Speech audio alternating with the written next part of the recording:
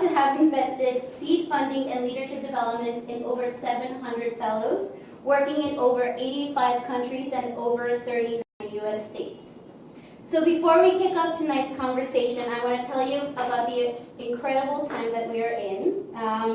So it's an exciting time because in just 2 weeks, we're going to kick off this year's search and selection process, our search for the 2018 class of Equine Green Fellows. And so I'm going to tell you a little bit about who we look for.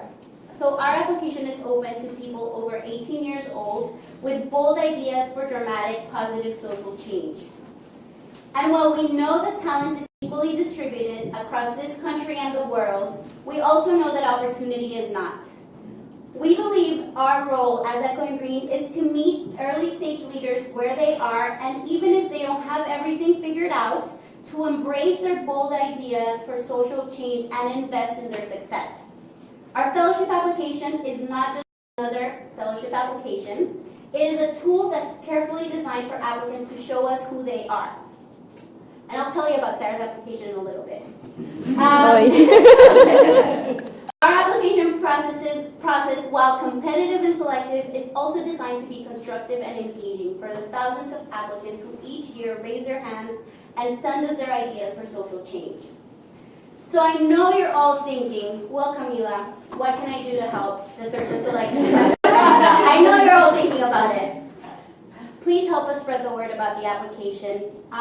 Please go to www.equinegreen.org/apply and check out what our program is all about, our eligibility requirements, our selection criteria, who we look for, our application process, everything's up there.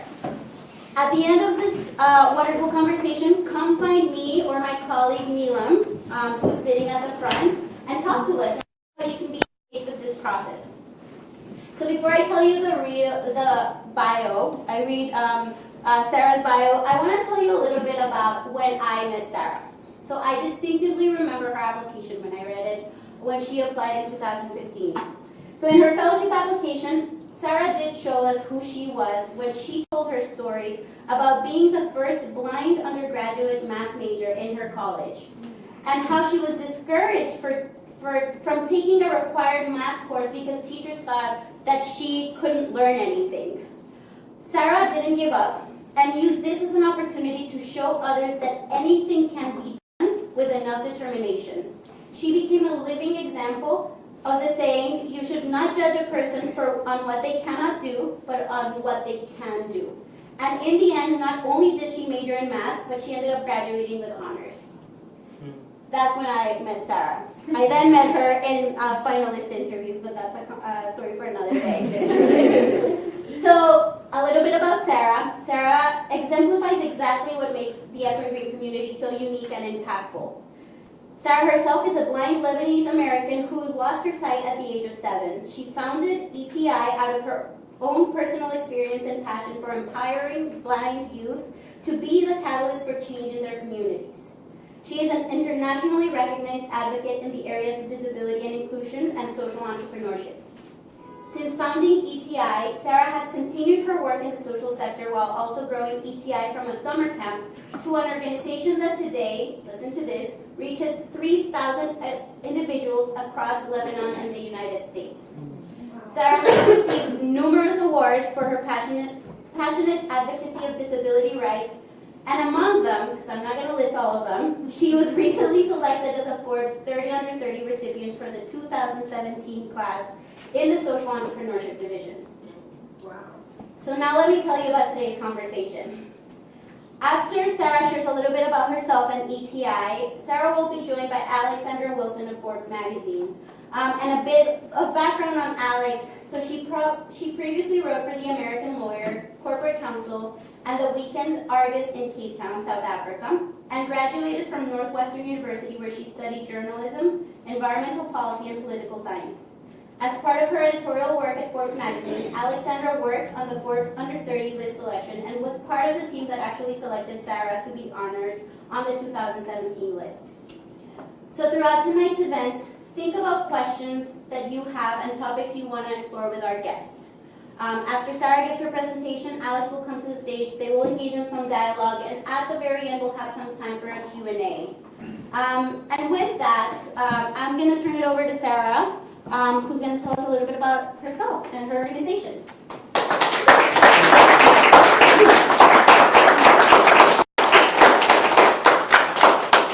Good evening, everyone. First of all, Camila, thank you so much.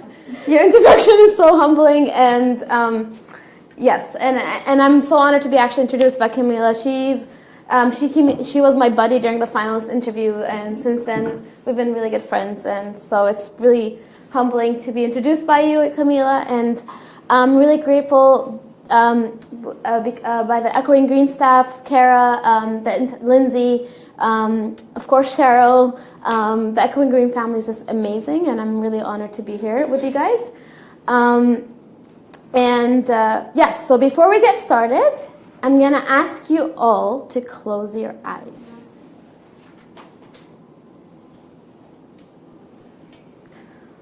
Hordes of people, clashing noises, so many voices, multiplying sounds, lost, alone, empty. Feel for a corner. Feel for a chair. Sink down. This is a camp of empowerment and hope. Hope? Yes, hope. Like a hope for? No. No, no, no.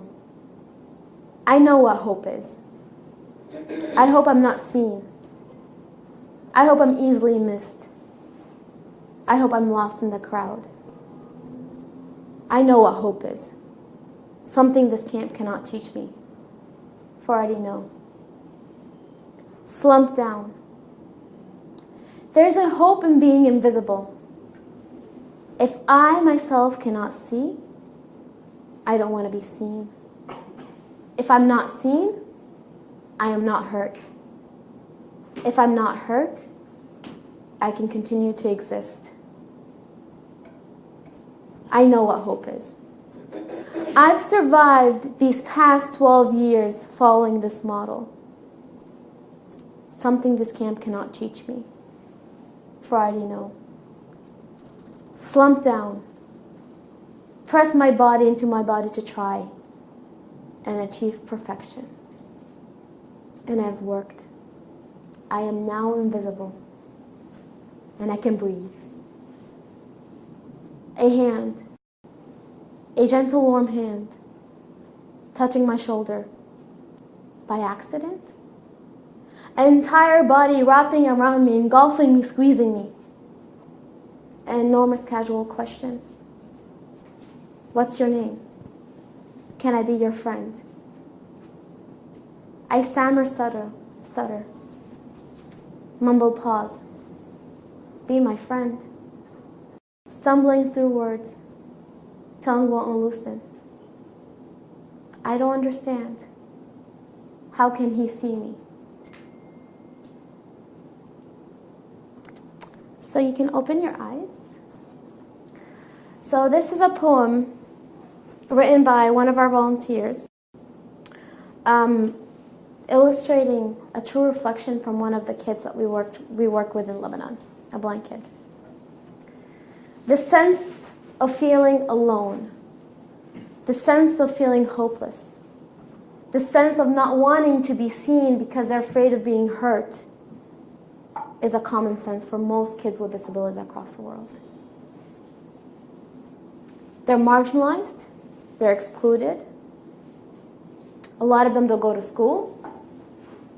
They're not seen as like any other person. And this is all because of their disability. There are 1 billion individuals in this world with a disability. 1 billion. That's 1/7 of the world's population. But that fraction does not come close to being represented in our spaces. From the education sector, to the employment sector, to the social sector. And this is mainly because of the stigma surrounding disability. So as you guys can, well, I don't know if you can see or not see, I'm blind. And I did not live that reality. I did not live that narrative. I grew up in a town in the US where I was provided the support system from my parents, from my teachers, from my community.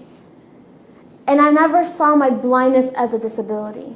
Yes, there's challenges. Everyone has challenges at the end of the day. But when you're given the support system to believe in yourself, you're able to tackle these challenges. But imagine living a narrative where you're pitied, you're a charity case, you're excluded, where your potential is not being seen, where you're seen as the other. You start believing that narrative. And you start believing that you should be ashamed of yourself and who you are. And I used to slightly, like on a small scale, experience that when I used to visit Lebanon during the summers growing up, because that's where my parents are usually from. And I used to think to myself, imagine living that reality, that narrative. I wouldn't be here, to be honest. Believing in yourself and believing in your potential will take you far. But in order to do that, you need to be able to face the stigma surrounding disability, which is very prevalent. So that is why I founded Empowerment Through Integration, ETI, which is a nonprofit focusing on tackling the stigma surrounding disability from both the societal end and the individual end. Because ultimately what happens is you have society coming and projecting preconceived notions or isms, ableism, isms on that disability, on that person, right? By doing so, you're creating that narrative, that disempowering, marginalizing narrative.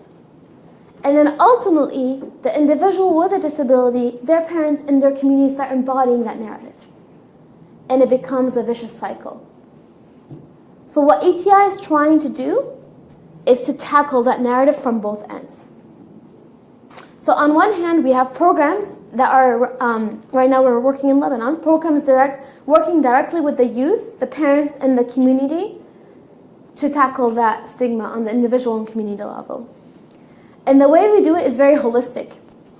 We actually have, first we take a kid, a blind kid who's whether they've never left their homes or they've never been to school or they don't interact with their community, we first have a life skill program. And that program is where we actually teach a kid how to be independent. We teach them how to use a cane to get around. We teach them social literacy. We teach them how to do daily life skills like cooking, managing their finances, going shopping on their own. To give an example, all kids in Lebanon are not introduced to a cane, are not given a cane. And that's because of the stigma. And you actually have parents who are against having their kids learn how to use a cane to get around. So because of that, we've actually also have parent programs to work with the parents, because at the end of the day, the parents are the best enablers and disablers of the kids, right? So we want to make sure the parents are on the same page and they're able to embody and provide that same empowering narrative in their homes. So you have the life skill and the parent programs. Then we have the next program, which is called Camp Rafiki, and that's where ETI was born out of this program. And that's where we bring together kids who are blind and kids who are sighted, so kids with and without disability. And we focus on inclusion. So through educational programs like arts, sports, science, cogenerative, identity, kids come together, learn the value of inclusion, and learn how to realize their potential and the potential of everyone. And learn that every single person in the space has something beautiful to contribute. So we start tackling the stigma on that level. Then comes the next program, which is the social project program. And that's where, after kids are realizing their potential, you want to actualize it into something concrete. So kids go off and participate in social project programs in their own towns. So imagine these kids that have never left their homes are actually participating in community service projects in their own towns.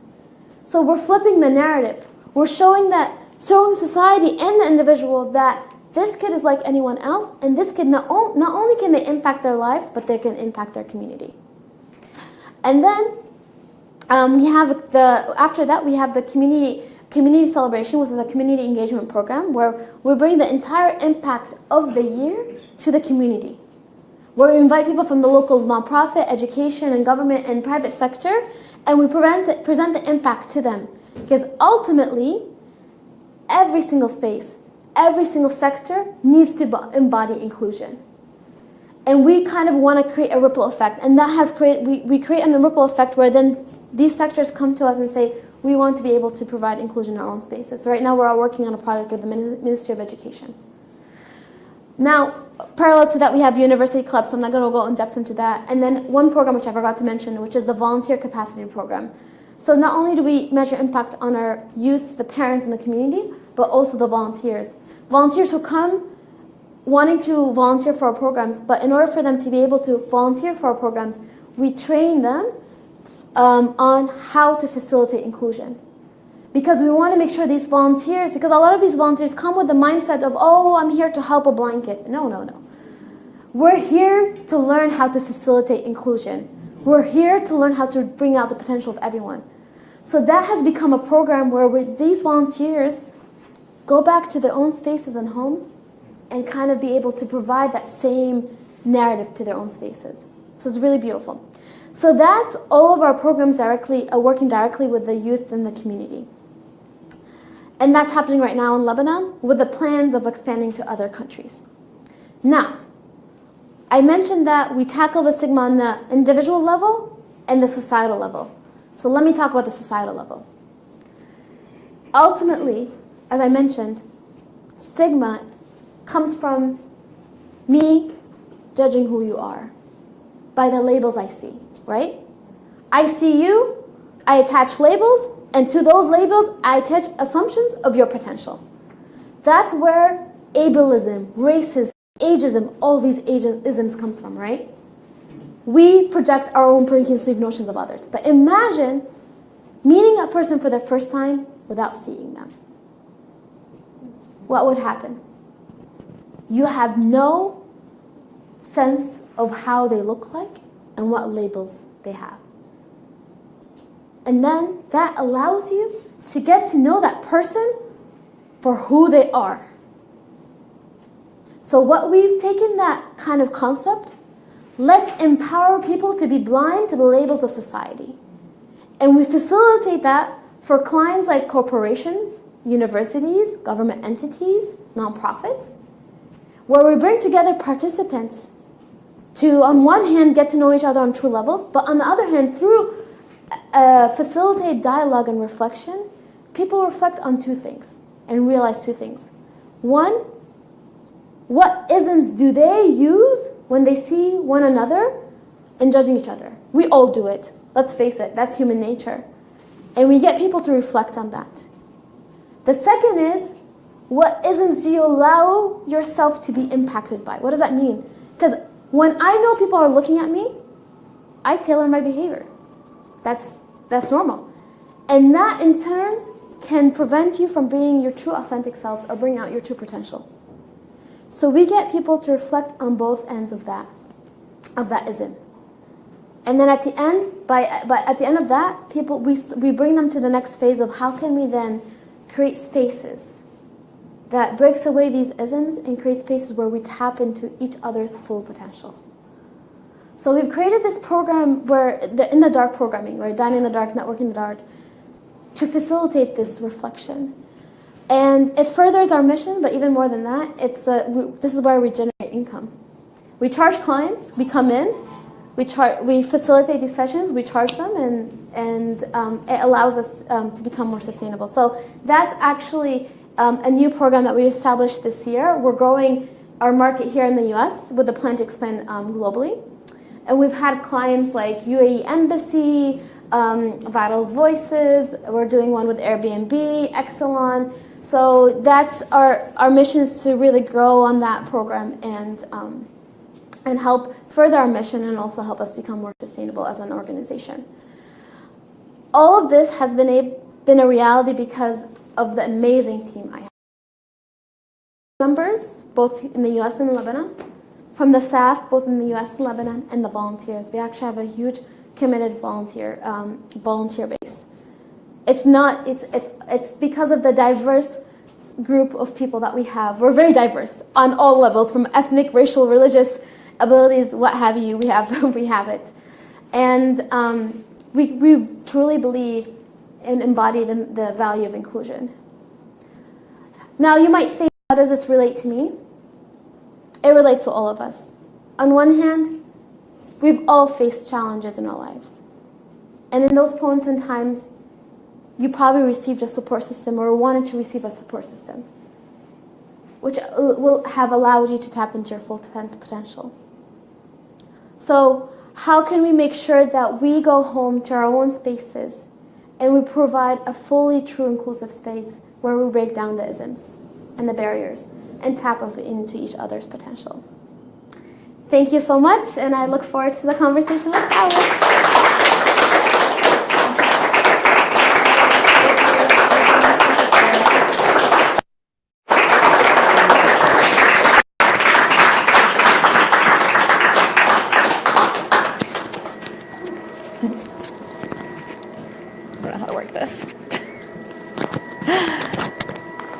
All right, so yeah, this will be pretty quick, and then we'll open it up to any questions anyone has. So one of the really exciting things that obviously she went into at the end is her moving beyond her incredible Lebanon program, which is kind of the foundation of ETI. And so I just wanted to start by asking you, what made you decide to go, beyond your what you had really already going on in Lebanon, which is, huge, and you could have huge plans to expand to other countries. So what led you to decide to tackle the US? So I think it's two reasons. One, as any nonprofit, to be honest, we're always looking to find ways to be more sustainable. And that depends fully on conventional fundraising and funding and stuff. So that was one reason, is how do we create a program that really not only furthers our mission, but also helps us become more sustainable. And I've run these Dining in the Dark sessions a few times when I was at Harvard, and after running them, I realized how much it connects with ETI and what we're trying to do, but how much this has the potential to make an impact. So that's how it started, and the reason why we're starting in the US, because that's not an easy market to start off with, but with the plans of expanding globally to other countries. And as a mission focused company, how have you managed, becoming a sustainable company with, staying true to your mission and staying true to everything that you're working for?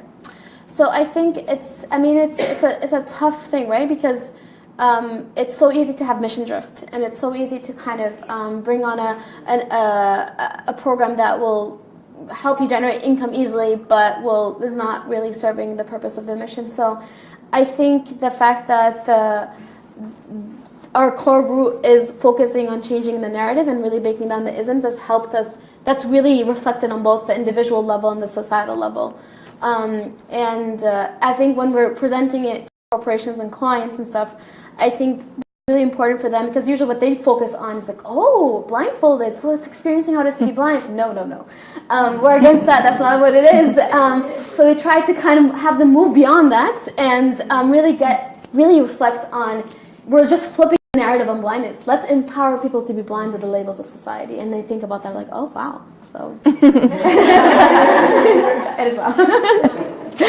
And, when you go to companies, how do you convince them that this is something they're missing already and something that's a real value added to kind of knock them out of their day-to-day? So each company is different. I think to be honest, I think a lot of companies might be saying, oh my God, we already have a lot of diversity and inclusion efforts, and how is this unique?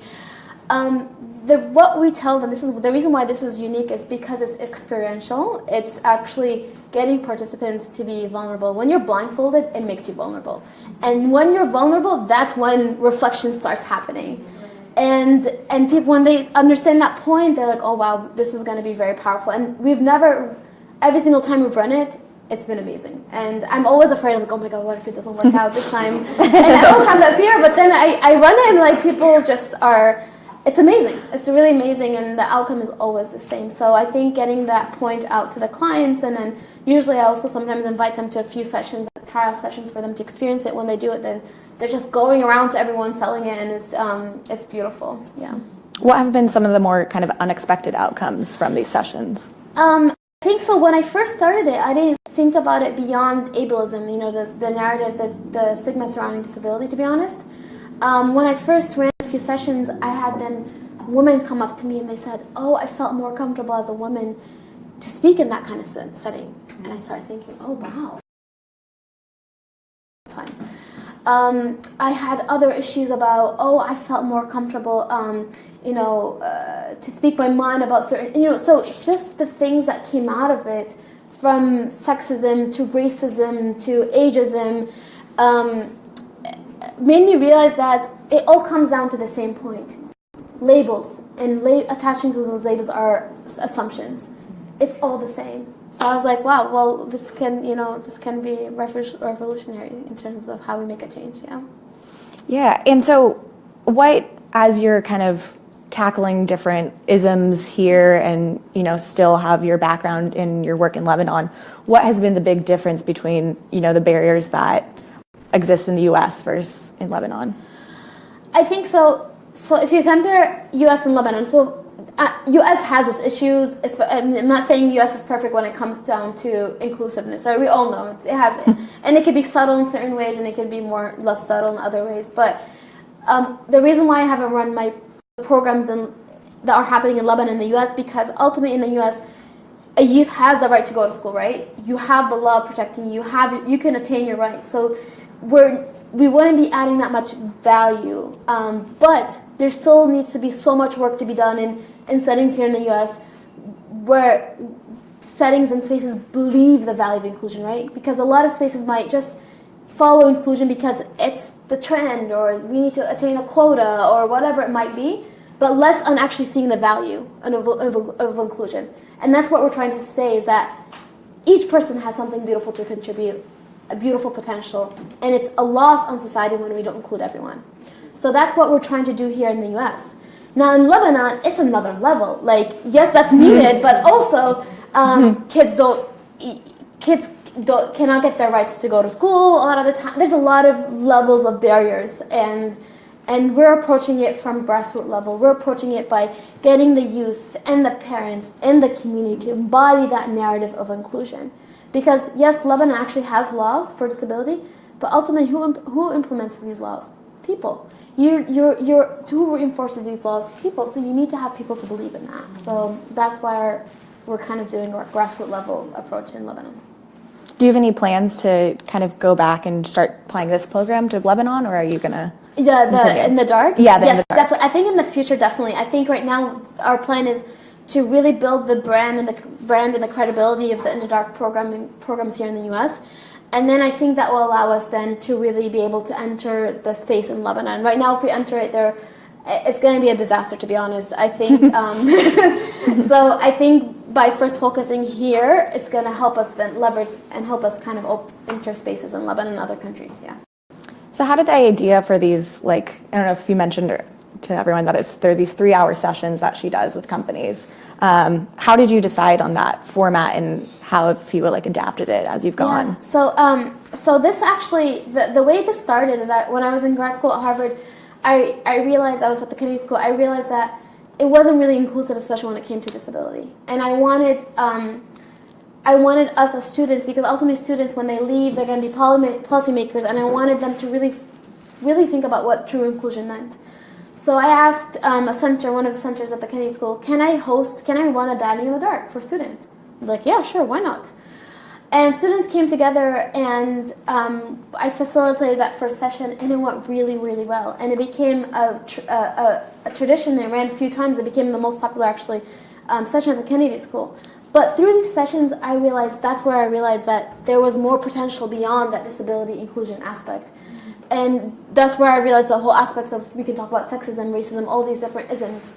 And from there, I started thinking, this connects really well with ETI, and how can I make this into something that would fit well with ETI's mission and also help us generate income. So that's how exactly. Always thinking of ways to. Does anybody have any questions you'd like to add? Sarah, I have a Sarah can question. talk about anything.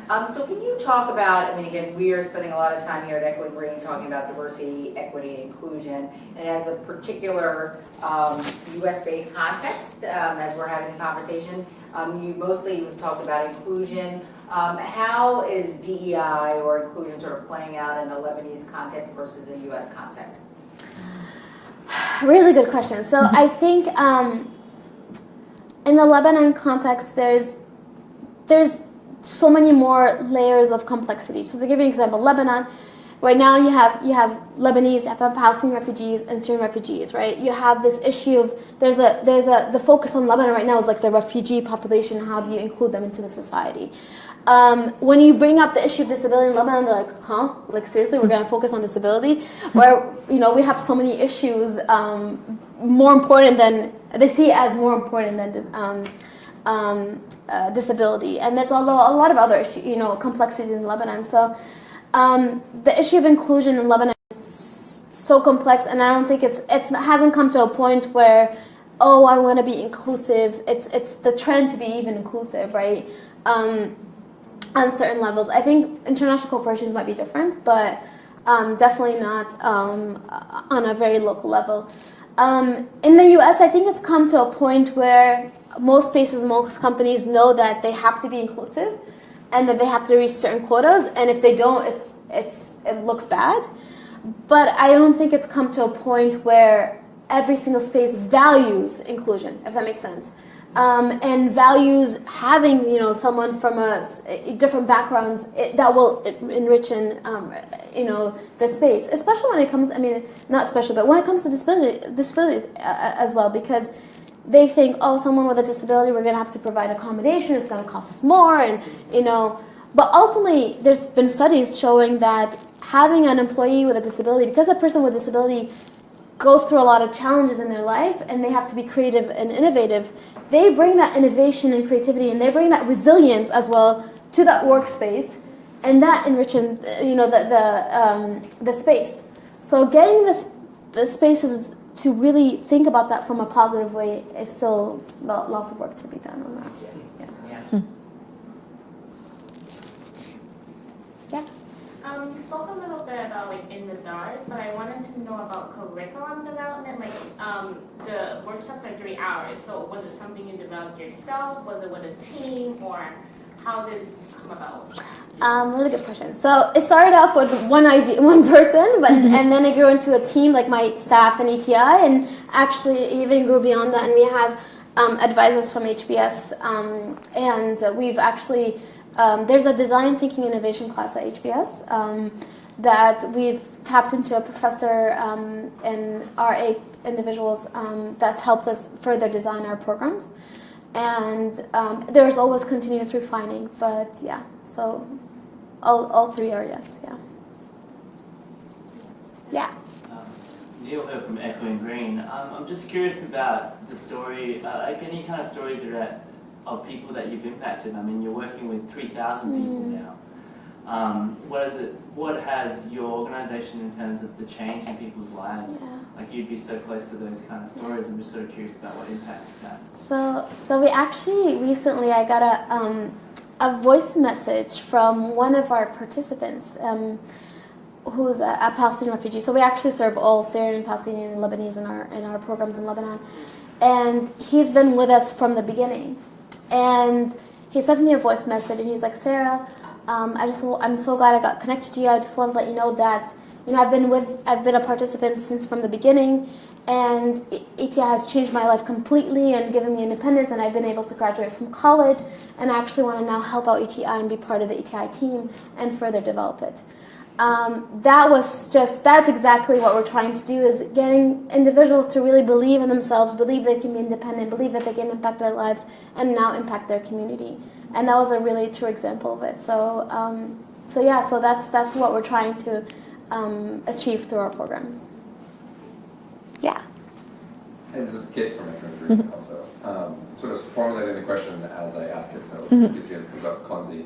But you've talked about how in the dark sessions have brought up that sort of racial or gender issues that people are more comfortable speaking up.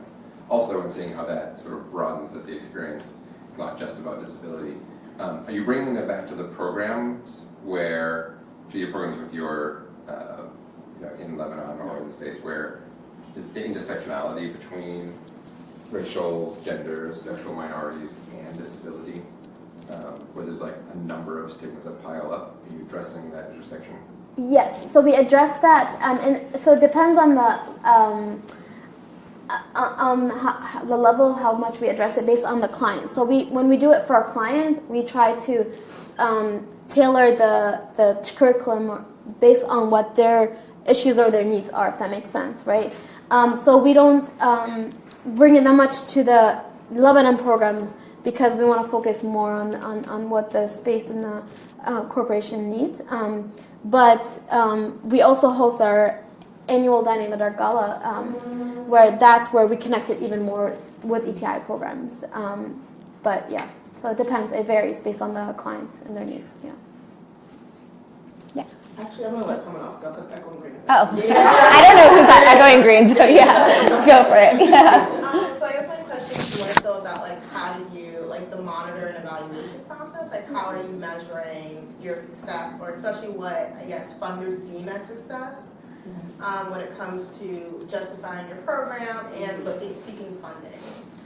Really good question. I wish I had my program director with me, but so we have actually a robust research and evaluation team within ETI, especially for the programs in Lebanon, because measuring impact when it comes to confidence, building independence, inclusion, tapping into potential, that's tough, right? So we've been able to really break down our impact based on certain indicators, and we have a robust process from pre and post surveys, focus groups, observation logs. We also do ones like 6 months, 1 year, 1 year in the future, and we have kids that come through our programs as well. But so funders, they appreciate the different indicators that we've been able to kind of put down and how we're measuring them. But there's still a lot of work to be done, to be honest. Yeah. Thank you. You're welcome. Yeah. Hi, my name's Daniel. Thank you for the presentation tonight. I'm wondering how the Lebanon board and the U.S. board interact, or do they interact? That's a good question. So yes, so they do interact. They have to. So the way it is, so ETI Lebanon is a separate legal entity than ETI US. But we have an MOU that kind of dictates the relationship between ETI US and ETI Lebanon. And what happens is the overarching vision, mission, and the goals for the year and the long-term plan is agreed on between the ETI US and ETI Lebanon. But more specific things and details are just controlled by the ETI Lebanon board. So it's the MOU lays it out, and this is actually still a work in progress because ETI Lebanon was registered as a separate legal entity recently. So there's still actually certain things that we're working out. So I smile because it's something that we're currently dealing with, but there is interaction. There's. Thank you. You're welcome. Yeah. Hi, my name is Nithya. Thanks for coming tonight. I had a question more from a career path perspective. I know you mentioned you went to Harvard Kennedy School. Did you always know you wanted to take this route, become an entrepreneur, go into the social sector, or were you initially thinking of going into policy or government? What was that path like, and what were those decisions? Oh wait,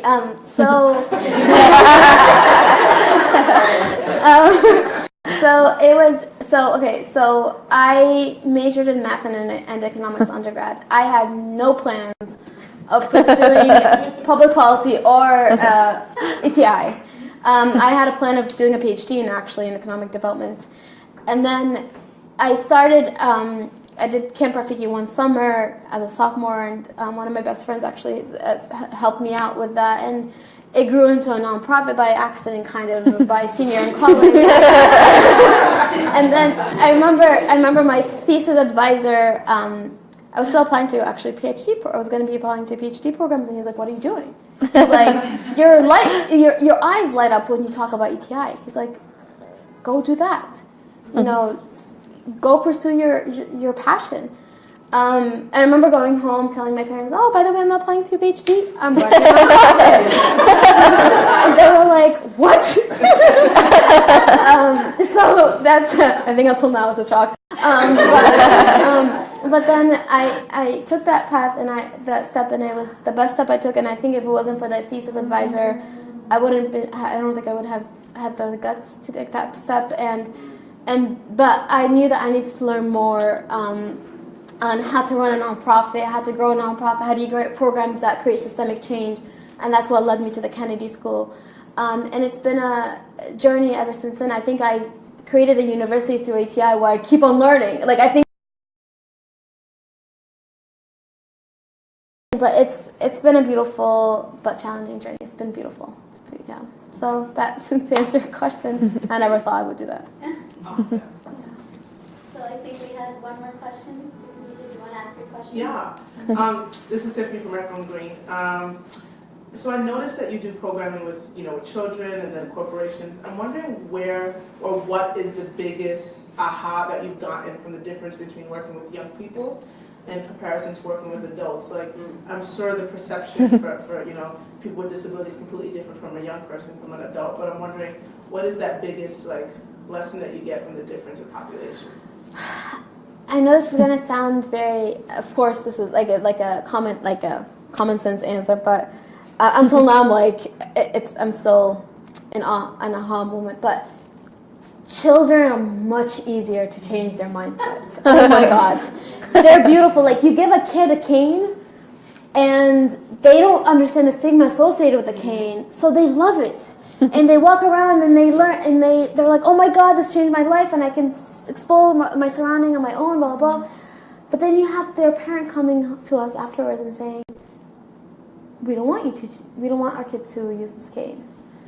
And it's so hard to change the parents' mindset because it's so ingrained. And similar with doing design in the darks, I think we're just so much set in our ways and how we think, and it just shows how much kids are so innocent and so pure. And if only we keep that purity in our life, life would be much better. But yeah, I think that's the biggest aha. So now I'm like, oh my God. Can I get one more question? Really, so Sarah again, Cheryl again, as you think about sort of scale for ETI, obviously you can think about it programmatically, but also in terms of your voice, advocacy. Do you have other levers that you're thinking of pulling, whether it's through policy change or what? Yeah, I think that for example, when the programs that we run, and then we have the community engagement programs, and then we kind of try to create this ripple effect, and then work with different sectors on inclusion.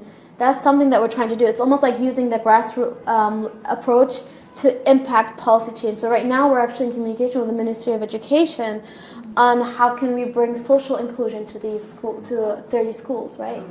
And that's still in the beginning process, but that's what we're looking for. Almost like how can we take the value and the impact that we're creating with the youth in the community to create systemic change in the community in these different sectors. So that's how we're almost like from bottom up approach that we're trying to do.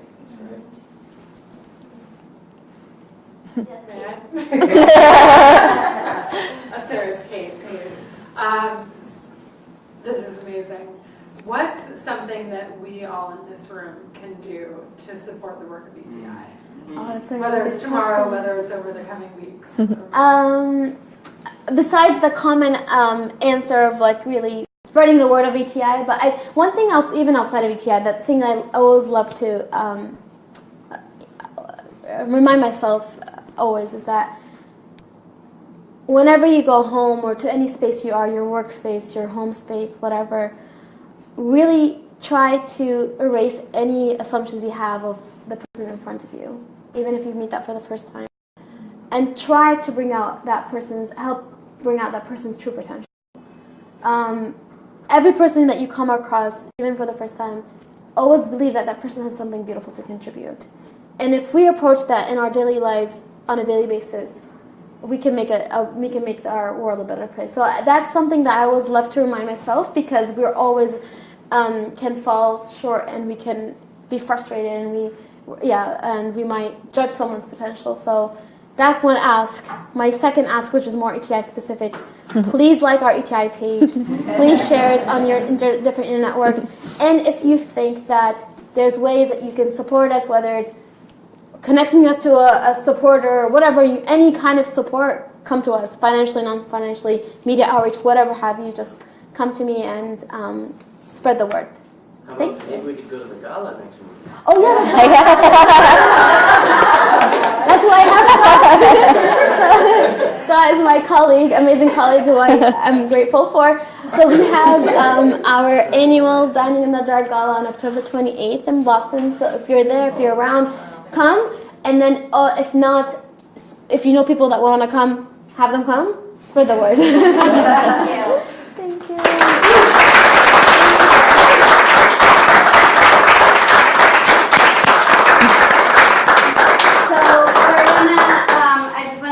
To thank everybody for coming today. Sarah, Alex, thank you for being with us tonight. I think the conversation can absolutely continue outside. We're going to have some additional snacks and drinks, so thank you again for coming, and I hope you can join us in future events. Ooh.